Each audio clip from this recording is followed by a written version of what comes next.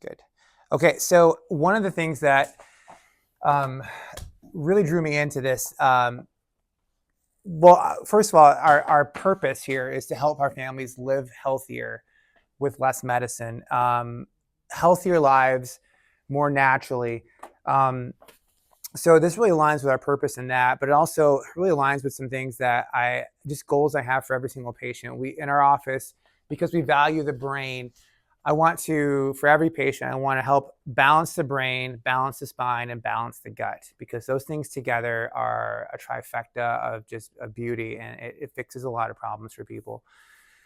And this came along and solved a problem that I didn't really even prioritize as well as I should have until it came about through some other things that I really, actually, just to summarize it, I've had a couple of really close colleagues who I really value tell me about this product.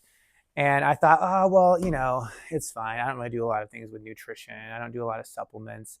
But then I saw there's this speaker I had, or rather a professor I had in college at Palmer, and he's just brilliant. He's actually become a national speaker now. He's insanely smart. He actually reads like technical books for fun, like medical literature. Like, he's just insane, and then he'll digest it down and then regurgitate it in a real easy way to understand. As students, we all loved hearing a lecture because he could really make things hard, or rather easy, that were kind of hard. Anyways, he was on the scientific advisory board for this product, and I was like, oh gosh, now it's a guy I really respect and I actually know. And he actually, well, I don't know him, but I've had shared history with him.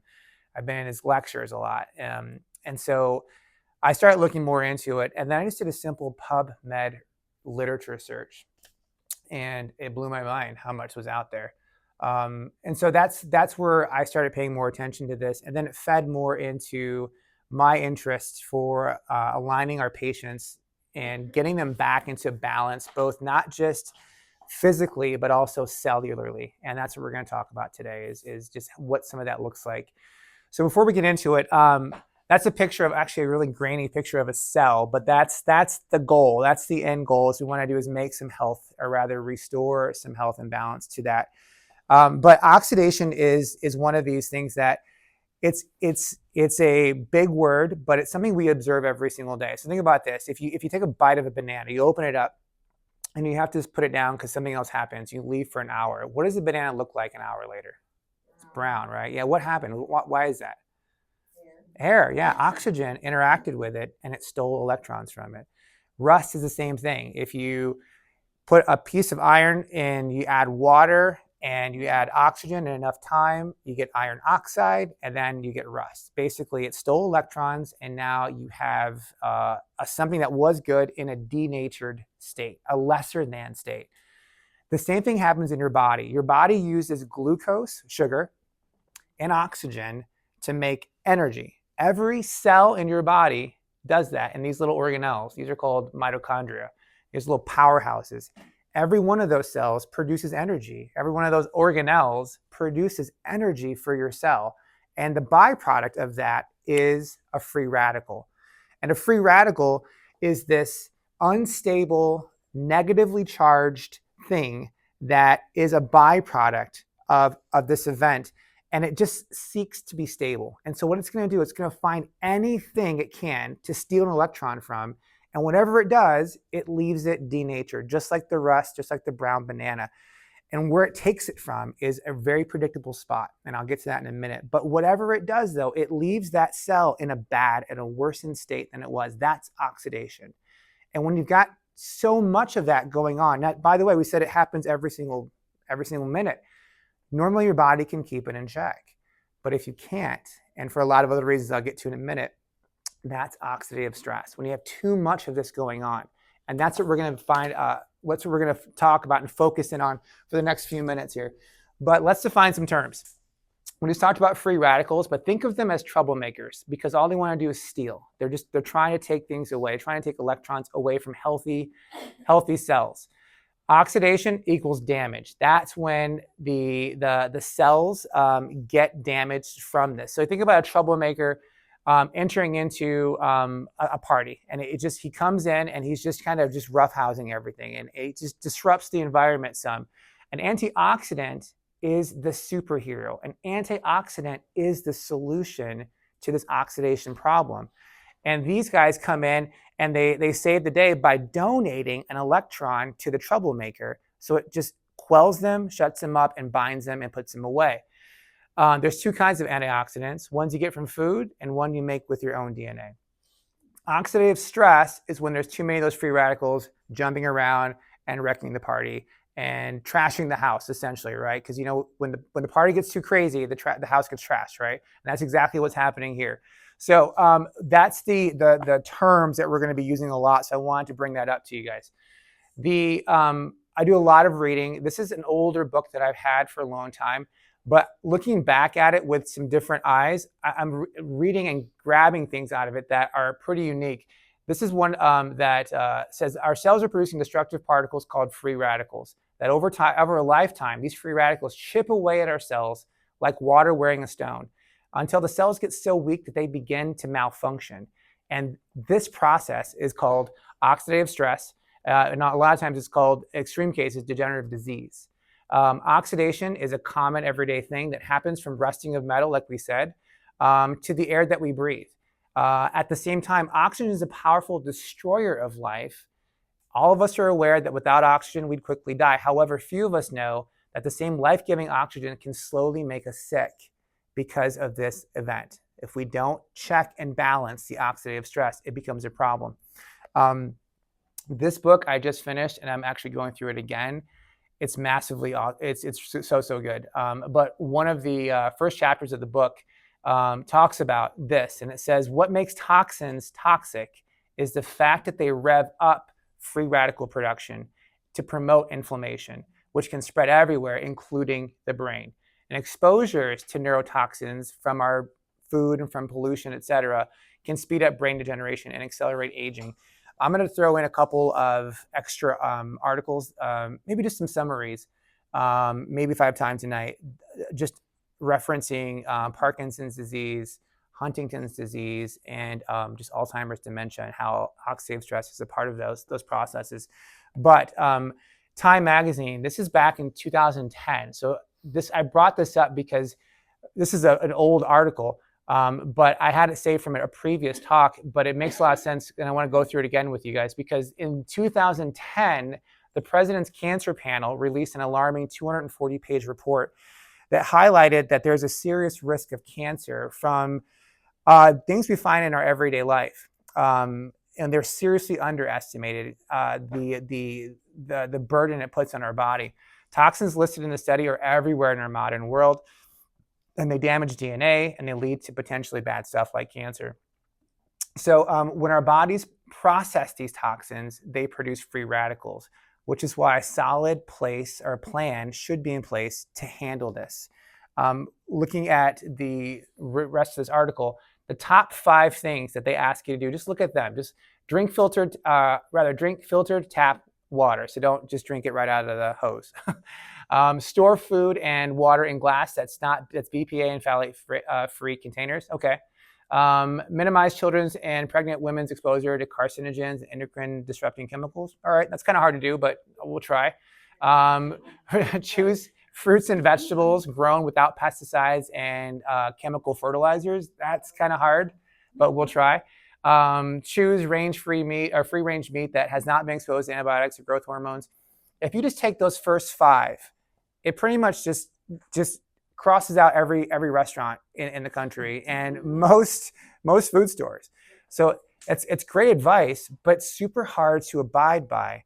And so what I talk to people about when I talk about nutrition is, before I start asking you to stop doing something, let's first just start adding something to your life. Let's add something that solves a problem, and then we can go to step 2 and step 3, and we can start talking about restoring the gut and making things better. But this is the step 1, I would say, is getting this problem solved of oxidative stress. This is something that was back, again, another old Time Magazine thing. They talked about the secret killer of inflammation and how it's the underlying current behind heart attacks, cancer, Alzheimer's, everything we die from in our country. But what we now know is that inflammation is there, but underpinning inflammation, supporting inflammation, is oxidative stress. This event, this state where there's too many free radicals damaging normal healthy cells. And the mechanism for that is something called superoxide free radical. It produces the inflammation response. So without that, you don't have inflammation that causes chronic illness. So it's important. So how does this happen? It impacts free radicals, impact of free radicals is on the cell membrane. So every cell in your body has this lipid membrane. It's called the, well, it's a bilayer, but it doesn't really matter. It's two cell layer thick of fat. And the fat is not just a barrier that keeps outside and keeps inside. It is it's a smart wall. If you blow it up, it has these integral proteins that literally decide what comes in and what goes out. It guards the inside of the cell like sentinels, and they only let some things happen and some things out and some things in. The issue, though, is when free radicals happen, they look for this cell wall because it's rich with these, they're phospholipids, and they're held together by these double bonds. The double bonds are electrons. It's just floating, chock full of just electrons just ready for the taking. So a free radical will interact with the cell wall, steal electrons, and leave the cell wall, this smart cell wall, in a damaged state. And when cell walls become damaged, the cell itself becomes dysfunctional. And when the cells become dysfunctional, the people who own those cells become dysfunctional. And so that's the gravity of what's going on. And it happens, it actually continues. So once these poor lipids get injured, they actually themselves make something called lipid peroxides, which kind of spread the problem. And that kind of makes, it almost becomes like a contagion, so to speak, because it spreads and it furthers the problem into worse ways. This is a little thing I want to show you really quick. Oh, wait, see if I have volume first. We'll see. Let's pray for you. Oh, go back. Start backward.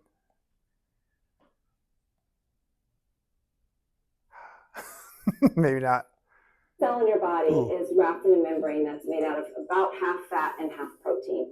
If the fatty acids comprising your cell membrane are unnatural, that cell membrane cannot function in the way that it's supposed to function. And that's the beginning of disease. It starts at the cellular level. So it starts at the cellular level. That's just powerful. So there's two types of antioxidants. We talked about superheroes, right? There's two types of antioxidants that we want to talk about. One is the exogenous. These are the ones that you get into your body by eating something. So if you had a handful of goji berries or blueberries, or you took a bunch of vitamin C, what happens is that goes into your body, goes into your tummy eventually passes it to your small intestine. That's where a lot of digestion happens. And then it passes through your gut wall, and then it comes through into the blood. But these antioxidants are kind of like, they just walk around and hope to bump into something. So they just kind of float around in your blood, and they just kind of hope to pump into a free radical. And when they do, they quell it. But it's pretty much one and done. So when they interact with one, they do their job, but then that's it. But then you have something that's the endogenous kind, and these are the powerhouses. These are the ones that literally create, they're enzymes that are proteins that have been programmed as machines with purpose. They don't just do one and done. They literally seek and destroy. And that's why they're so powerful, is because your DNA has programmed them to work this way. It's not I hope you run into and I hope I fix it. So you got to ask yourself, what kind of hero do you want? One that's just kind of going to bump into you and take care of it? Or do you want one that's going to like do his job? He's programmed for one thing, right? That's the disparity between the two. So let's talk a little bit about how they happen. We talked earlier a little bit, but I'm going to go through some of the reactions here. And this isn't that hard, but it could get worse. So this is actually not bad. So ATP is the goal. Every single cell wants to make its own energy. That's called ATP. adenosine triphosphate. But you start off with this. You start off with sugar and you start off with water. So you come in and essentially it comes down to sugar, glucose and oxygen, excuse me. And then 95% of glucose and oxygen goes to energy. 5% comes off as a free radical. So even the most efficient nuclear power plant still has a smokestack, right? There's still something going out into the air or into the water. That's what this is like. There's a little bit of a runoff, but that free radical is again something your body is beautifully created by God to do something about. And so what we know is that your body has these built-in antioxidant heroes to take care of this. The most powerful one is called superoxide dismutase. This is the one that sparked the whole thing that we're talking about right now. But I'll get to that later. But then that takes care of it. It breaks it down into a couple of different molecules. You got hydrogen peroxide and water. That's totally inert. And then that goes down to just water and oxygen, and it's good to go.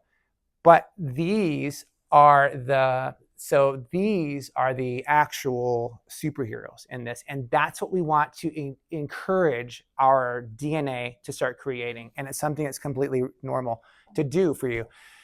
This guy is a key player, Joe McCord. He's the guy that discovered the superoxide dismutase. And so if you think about, by the way, the gravity of that discovery, he won what's called the Elliott-Cresson Medal for this discovery. And other notable winners are Marie and Pierre Curie. They discovered X-ray.